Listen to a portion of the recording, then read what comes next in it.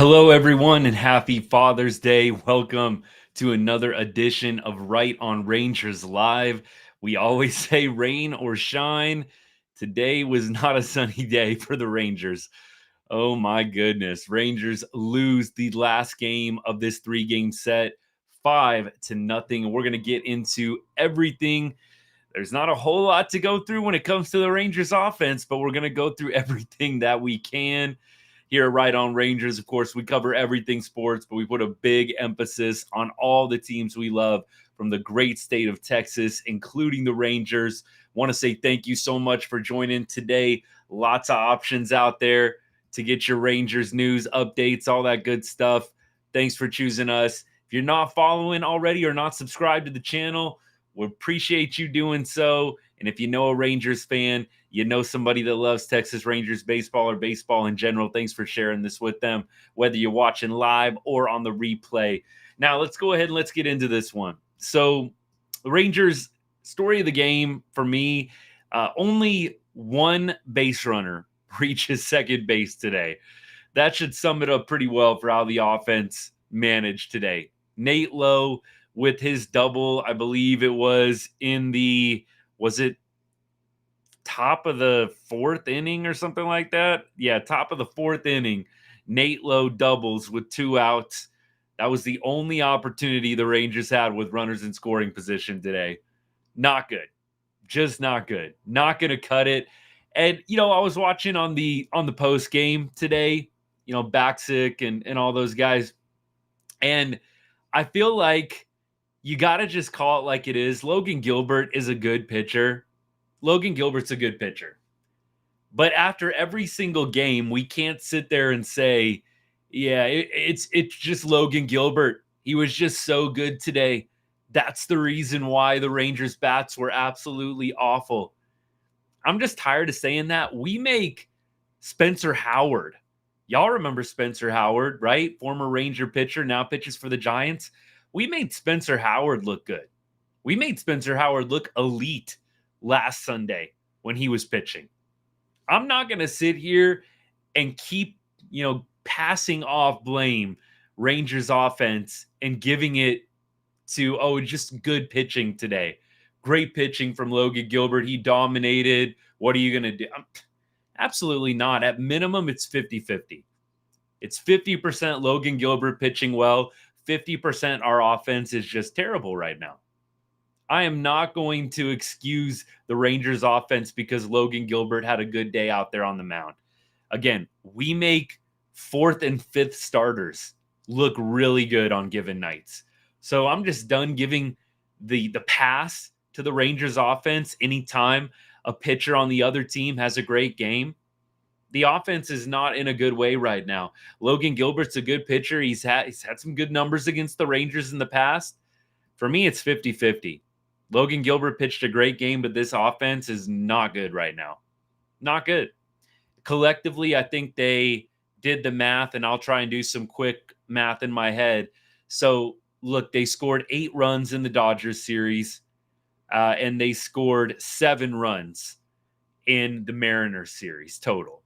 So 15 runs in 6 games. That's not good. But that's 2.5 runs a game over the past 6 games. We have to stop trying to pass off blame and just saying we're just running into some really good pitching right now. Yeah, I got to call BS on that one. The Rangers offense is just not good right now. That's the reality. So props to Logan Gilbert, 8 innings, 2 hits, 9 Ks. Absolutely. But let's not pretend like he's facing a super hot offense that is just killing it, and he just cooled us down in a big way today on Father's Day. It's not what happened. The Rangers have scored average 2.5 runs over the past 6 games. We would be making the 5th best starter on any team look really good right now. It's just how it is. Again, last Sunday, Spencer Howard, a guy that continually got beat up when he pitched for us, looking like an ace out there last Sunday when we were playing the Giants, is what it is. Let's go through, though, the box score up and down. Only 2 hitters today in the Rangers lineup with hits. Nate Lowe with the double in the 4th.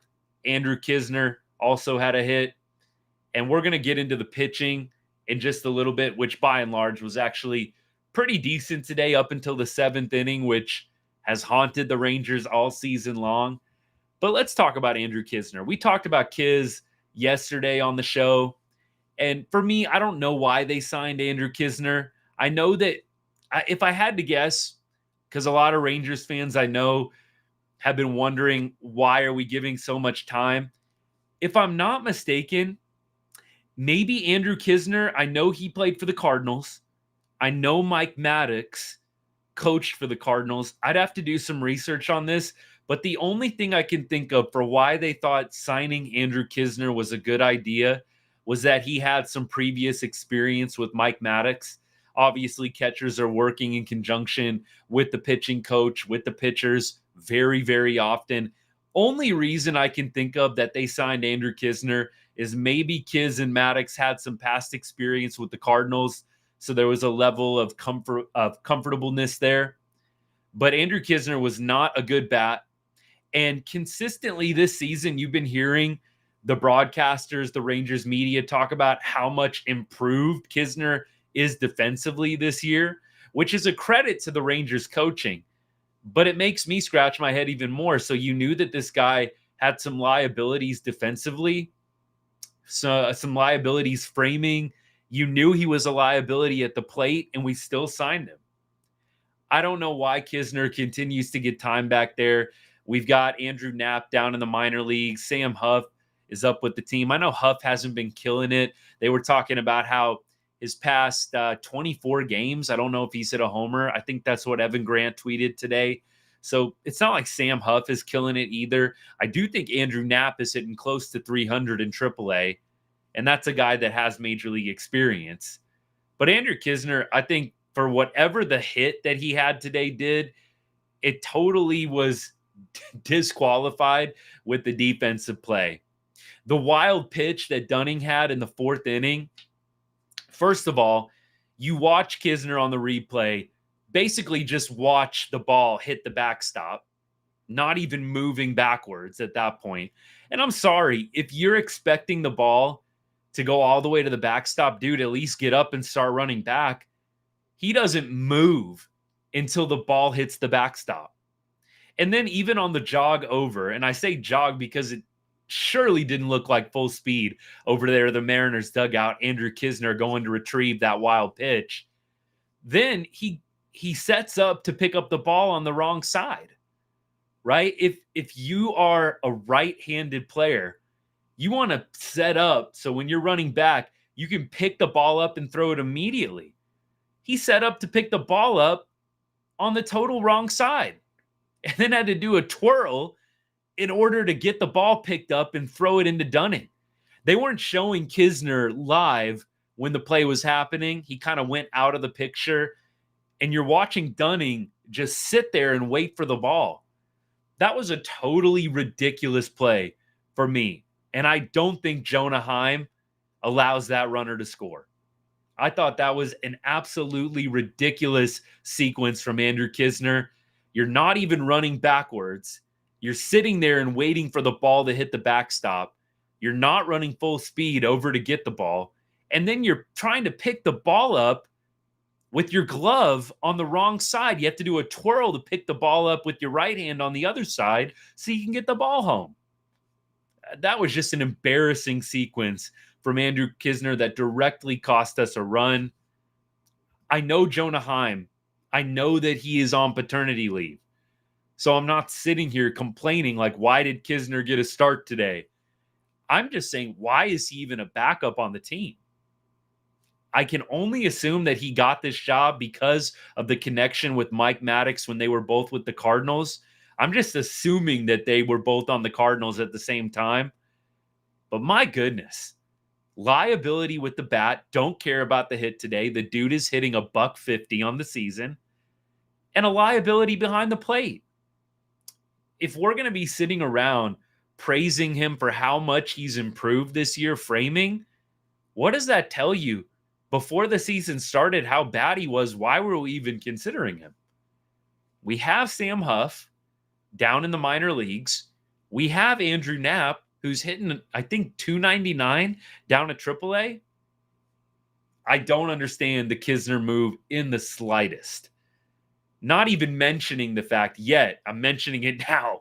I'm not even mentioning the fact that Andrew Kisner hasn't thrown out a single base runner this entire season. And it only got worse today. They ran wild on Andrew Kisner today.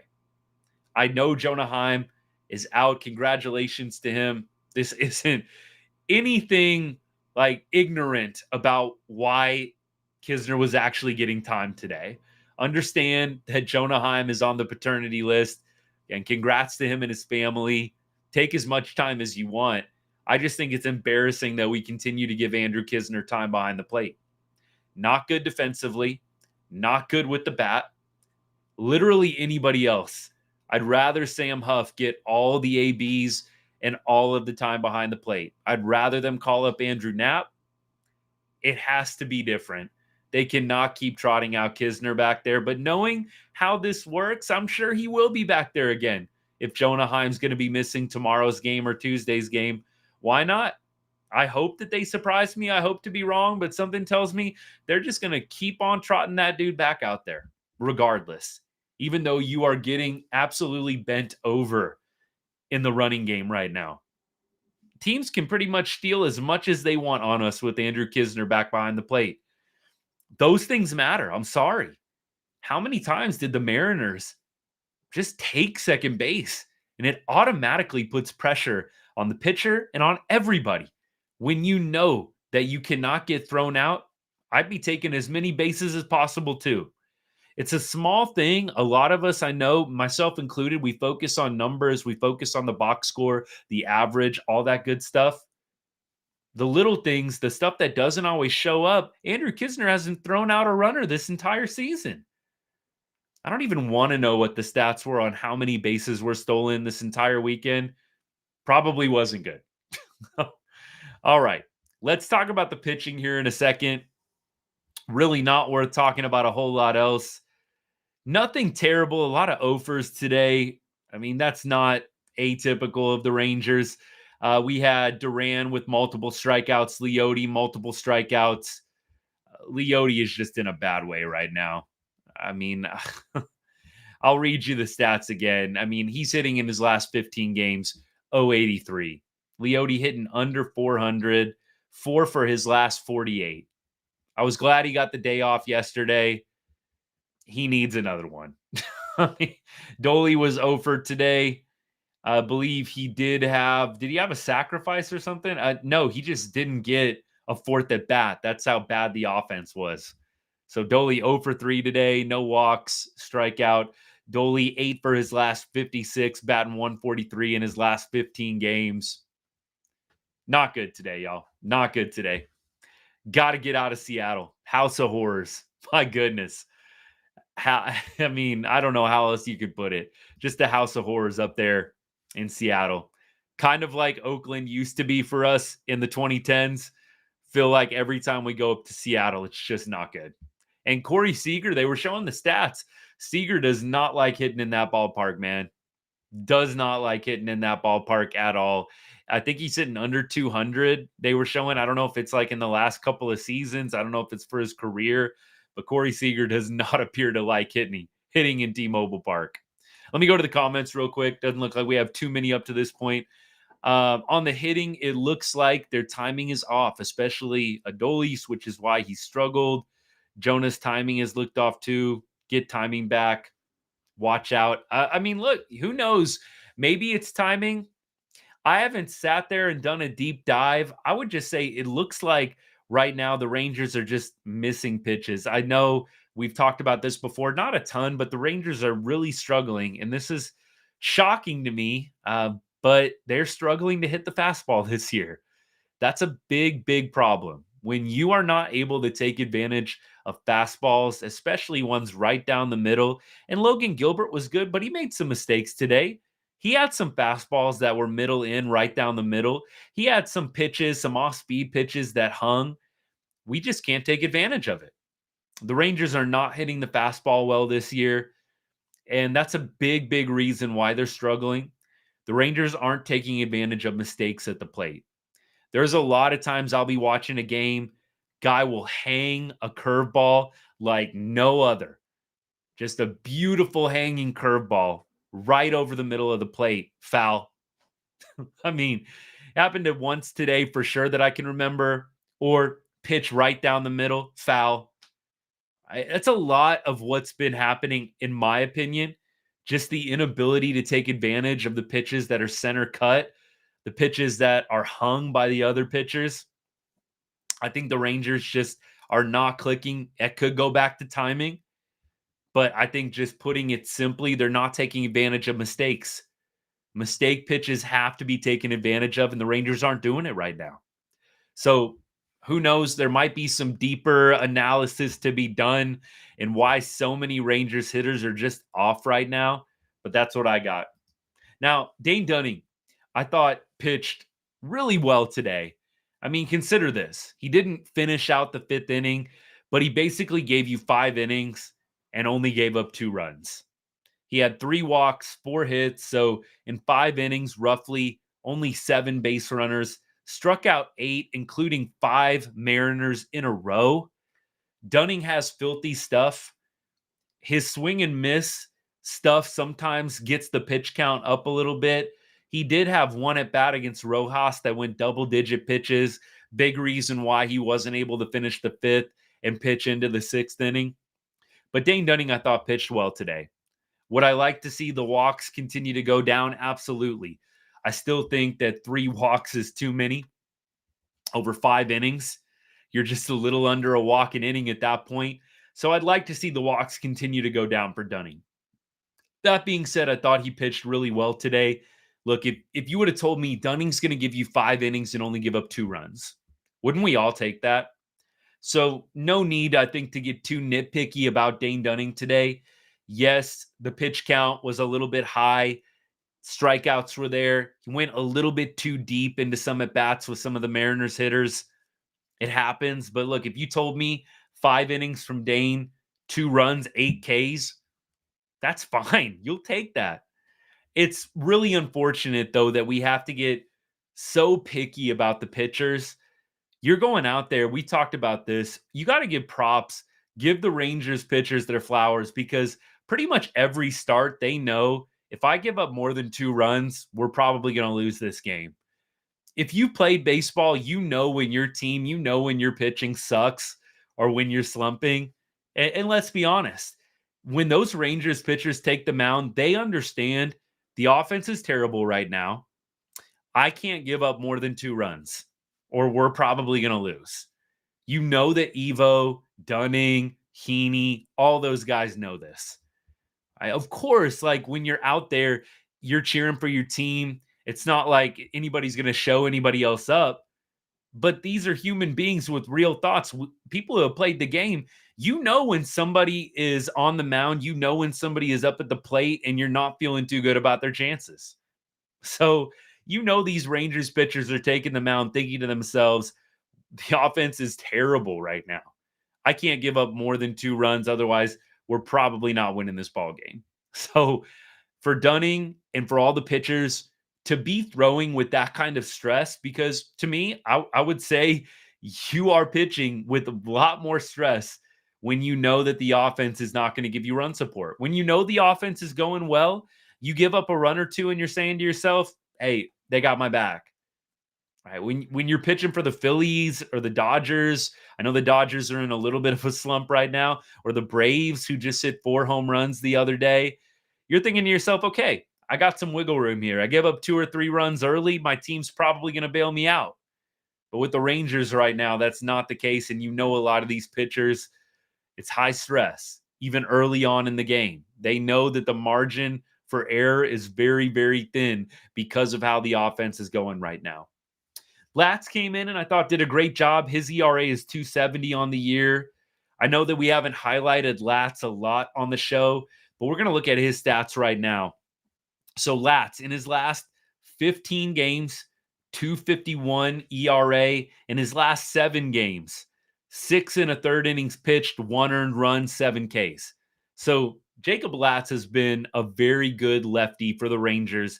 Guy that stepped up big when Brock Burke did his stupid injury thing, slamming his hand, punching his hand into a clubhouse door. At least it was not the pitching hand. But we didn't have another lefty besides Jacob Latz this entire season. And Latz, I think, has really filled in and really did fill in for Brock Burke admirably. And he continues to pitch well. So let's give some flowers, some props to Jacob Latz. Leclerc comes in the 7th inning, and I'll tell you what, y'all, that run differential for the Rangers, that league worst 7th inning run differential for the Rangers. That's right. The Rangers have the worst run differential in the 7th inning in Major League Baseball. I think it's around minus 40, if I remember correctly, and it just got worse today. Leclerc giving up a bomb. It was really his only hit, but that's how it goes. So Leclerc, a little bit plagued by the home run ball. We did highlight how well Leclerc has been pitching in his last 7 and 15 games. So even with the home run, in Leclerc's last 7 games, he has a 169 ERA. I'm including the home run for today. So I know it's frustrating. Leclerc gives up the bomb there. Still, in his last 7 games, 169 ERA from Jose Leclerc. You'll take that. It's not pretty watching him give up the bombs. I agree. But the offense put up 0 runs today. I mean, we can pick on the pitchers all we want, but if you're not scoring any runs, what does it matter? So Leclerc, 167 ERA in his last 7 games. Again, nearly 11 innings pitched, 2 earned runs for Leclerc in his last 7 games, 14 Ks, 0.28 whip for Leclerc. I mean, look, I'm not going to come down too hard on him. I know there's a lot of Leclerc haters out there in Ranger Nation. Whatever. He gave up a home run today in a game when we scored 0. What are you going to do? And then Cole Winn. Look, I wasn't a big fan of Cole Winn coming back up. I know some people suggested him. Tinoco, by the way, as we kind of predicted on the show last night, DFA'd. I thought maybe just to send down an option, but Tinoco DFA'd today. Got a lot of guys that are coming back into the mix. Not shocking. Tinoco basically had given up a run every inning since he came in and since he had contributed to the team. ERA was over 8 for Jesus Tinoco. Kind of makes sense that they gave him the boot today and DFA'd him. Make some room on the 40-man. We'll see what happens. But I will say this. Cole Winn, when I saw that they were bringing him up, not exciting at all. Not exciting in the least bit.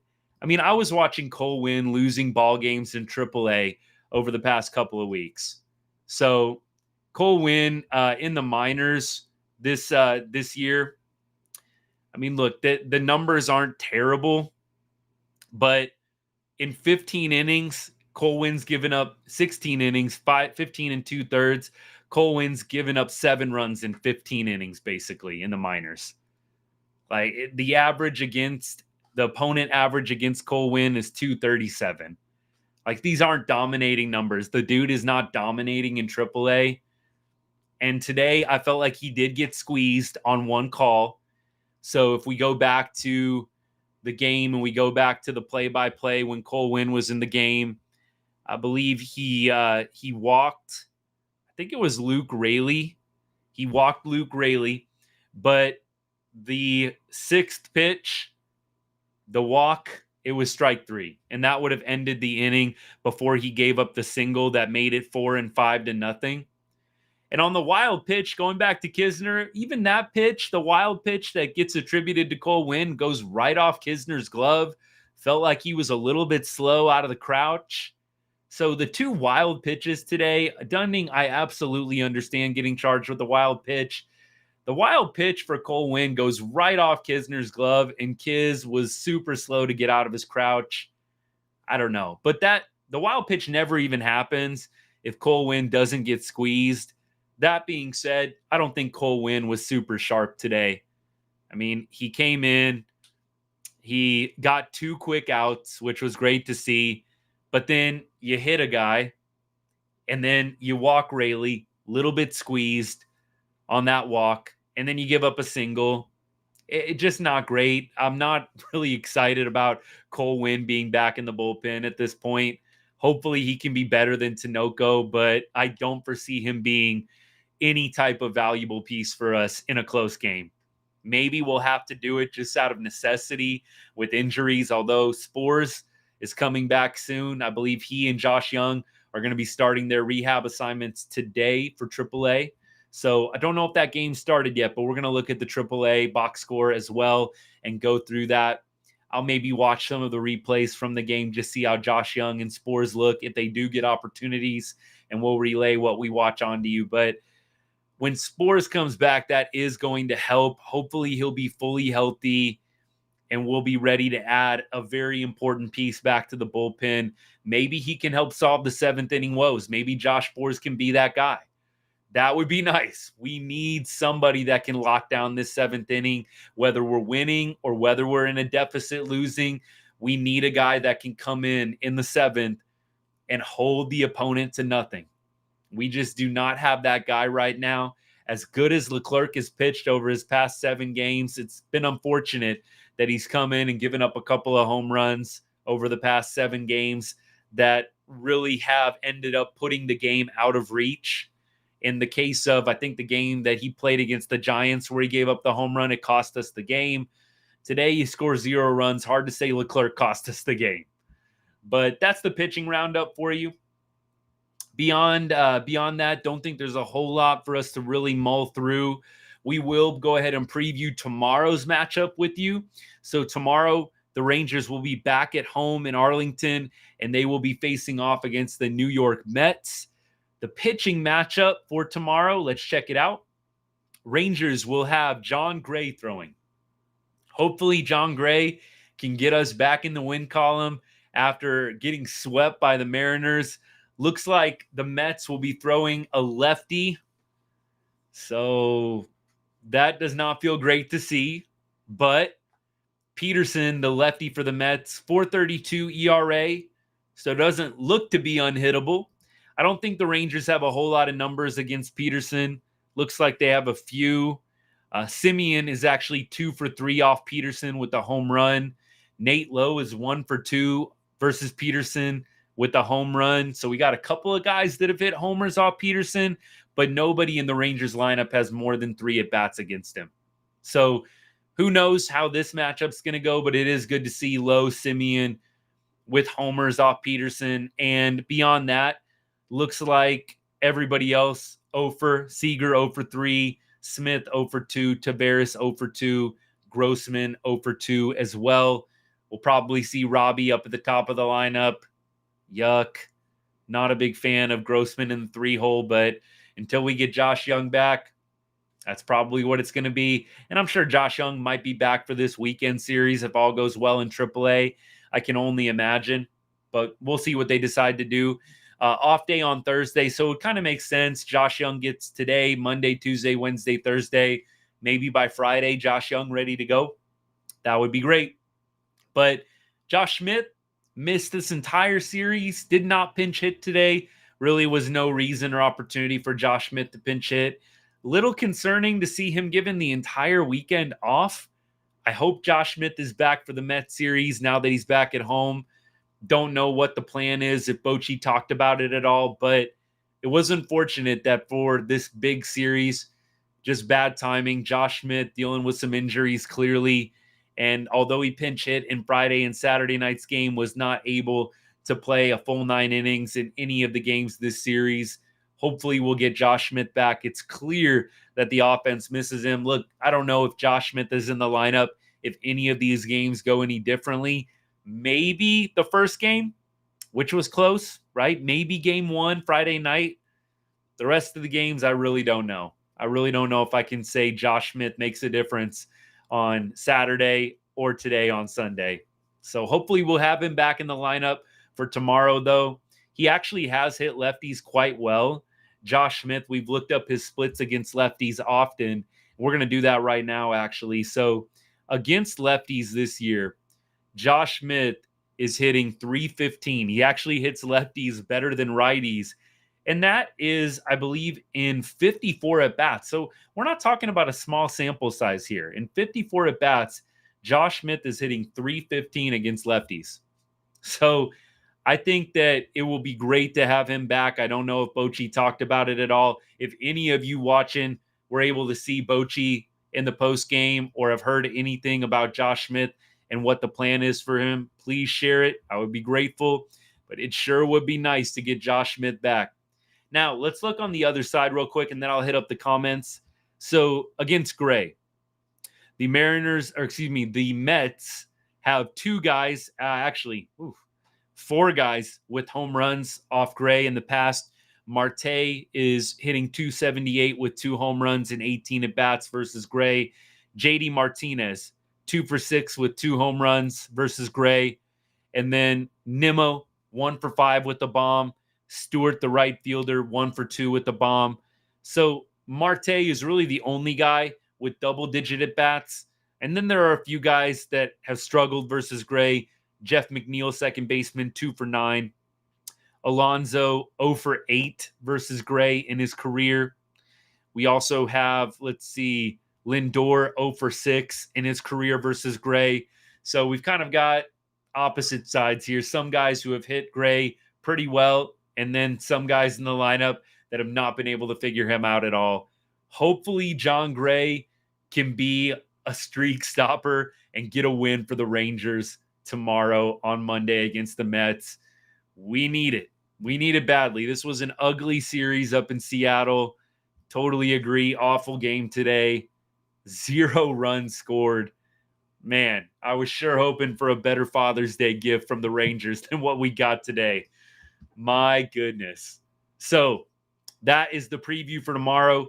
Let's look around the AL West and see what other teams have done. Then we'll look at the headlines and see if anything catches our eye going around MLB, going around baseball in general today. So other teams in action. Looks like we have a few games that have gone final. The Astros did win today in Houston. They beat Detroit 4-1. So the Astros now only a half game behind the Rangers for the second place spot. They are 9 games back. Rangers are 8.5 games back currently in the division. The Angels lose to the Giants in San Francisco today. The Twins beat the A's in the first game of a doubleheader, and they are warming up right now for the second game of that doubleheader. The A's are now on an 8-game losing streak, the longest losing streak currently in baseball. Miami Marlins have lost 5 in a row. So look, it could be worse, Rangers fans. It could be worse.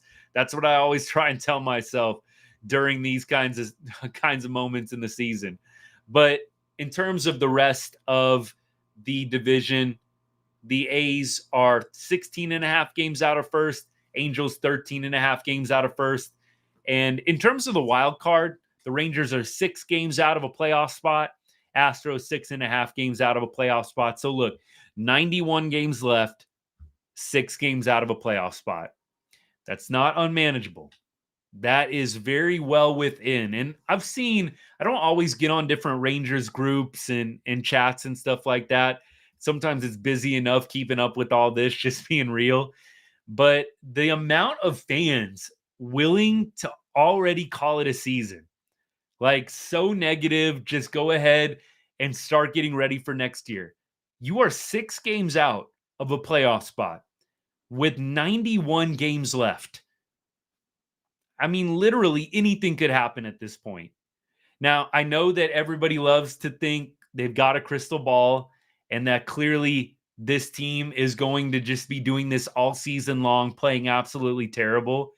But we know how this goes. There was a stretch last year where the Rangers looked absolutely terrible before they put together a very strong, and that's an understatement, very strong end of the season.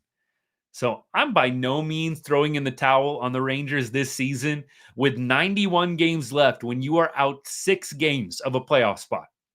The Rangers could go on a 6-game win streak right now, and the team that has the playoff spot ahead of them right now could go on a 6-game losing streak, and now we're in the playoffs. That could easily happen. So for me, the people that are already throwing in the towel on the season, because of this rough stretch. Get real.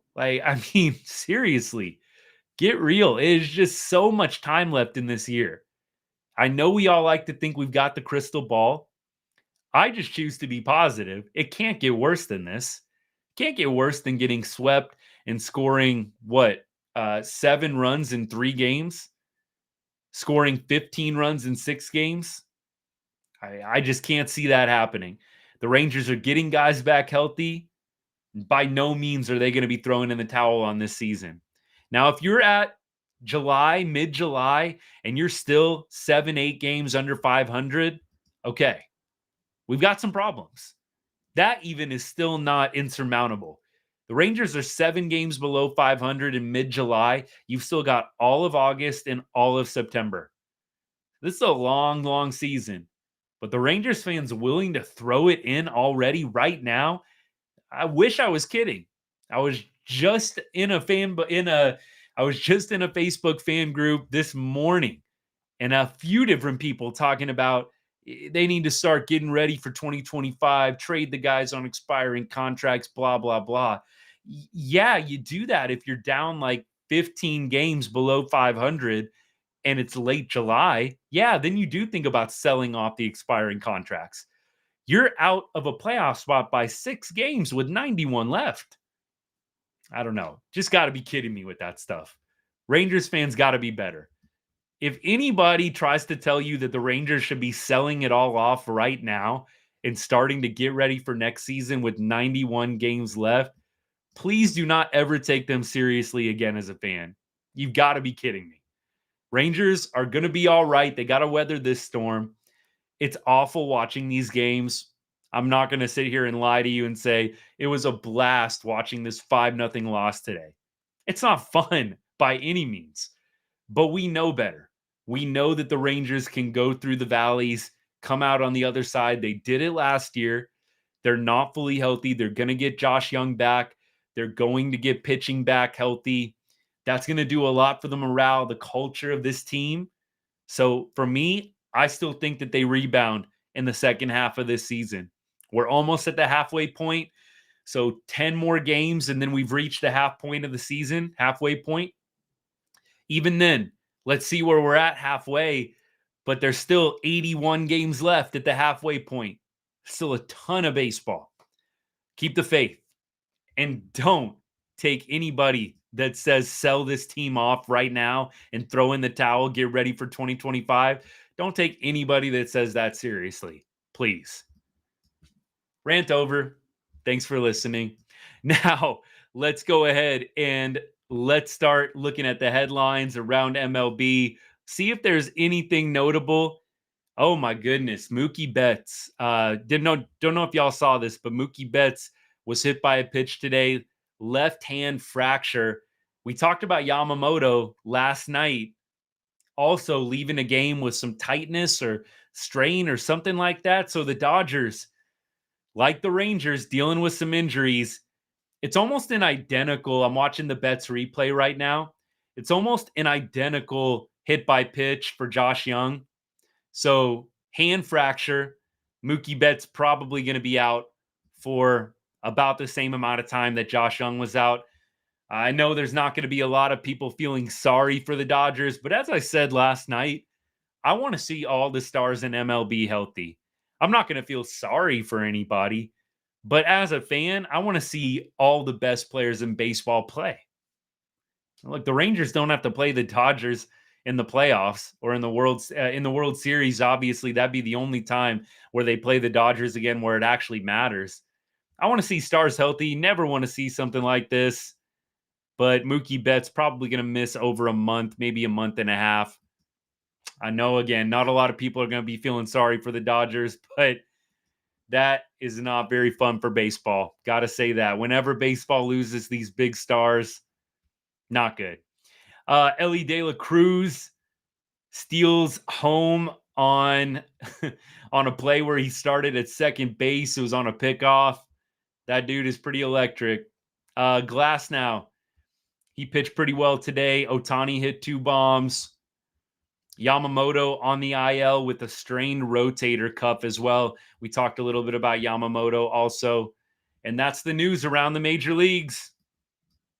All right, then. Let me go back to the comments one more time, and then we're going to sign off for today. Let me go to this one here. I've also heard fire the hitting coach when those two hitting coaches hires, especially one of the best.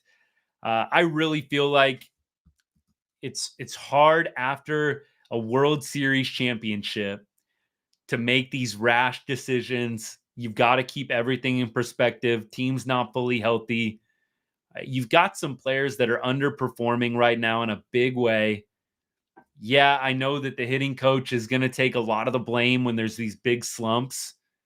But my thing is, let's see where this team's at when everybody's fully healthy for the most part. I think it's going to do a real big thing for this club, just the morale, the culture, everything, even though they only are getting Josh Young back. And I don't mean that disrespectfully towards Josh Young, but he's only one guy. I don't think the Rangers are suddenly going to become a juggernaut when Young gets inserted back into the lineup. If they do, I would love to be proven wrong, but I don't think they're going to become a juggernaut magically when Josh Young gets back. I still say just getting guys like Scherzer back, getting DeGrom, Molly, Bradford, all these guys back, it just boosts everybody's spirits on the team. And I do think that that is going to affect the play on the field in a positive way. Last thing we're going to do here, we're going to go to MILB, and we're going to see if we can find out what's going on. Okay, so the Round Rock game is just starting. Let's go ahead and let's look at the lineup. Josh Young is hitting second in the lineup, so he's going to be getting some opportunities. And Spores is in the bullpen, at least for the lineup card. So hopefully Spores will get some time. And we've got, again, Josh Young hitting second for the Round Rock Express. Good to see. And we will have to update you on how that goes tomorrow after the game with the Mets goes final, which I think it's a nighttime start tomorrow, like a 5 p.m. So you know how it usually goes. So we'll look to update you on how Josh Young and Spores are doing in their AAA rehab assignments after the game tomorrow. But let's go ahead and wrap things up. I just want to say thank you again for everybody that tuned in today, whether you're watching live or on the replay. Happy Father's Day. I've had a great Father's Day. Got to celebrate with my family, my son, my wife, my dad. Great day today. And hope all of you equally are having an awesome day. Wish the Rangers could have done us a little bit more of a solid today on Father's Day, but that's how baseball goes sometimes. It is what it is. Want to ask kindly, if you're not subscribed or not following the account already and you're watching right now, please hit that follow or subscribe button so you can keep up with all of our latest and greatest content. And hey, do me another favor, share this with a Rangers fan. You know somebody that loves the Rangers. You know somebody that loves baseball. Let's keep growing this community we got going here. It's why I started this in the beginning, getting good people together, talking baseball, and especially talking Rangers baseball. My system, betting 1 cent on Texas Rangers money line for every follower, taking another hit today, unfortunately. But you know what? There's 91 games left. It's going to be all right. We're in it for the long haul. We've seen the Rangers bounce back in big ways, especially last year. They can do it again this year. Keep the faith, Rangers Nation. Keep the faith. And as we always say, as we close out every show, God bless. Go Rangers. Hope you all have a great rest of your Father's Day, great rest of your Sunday night. Hope to see you after the game tomorrow on the replay or at some point later this week. Bye now.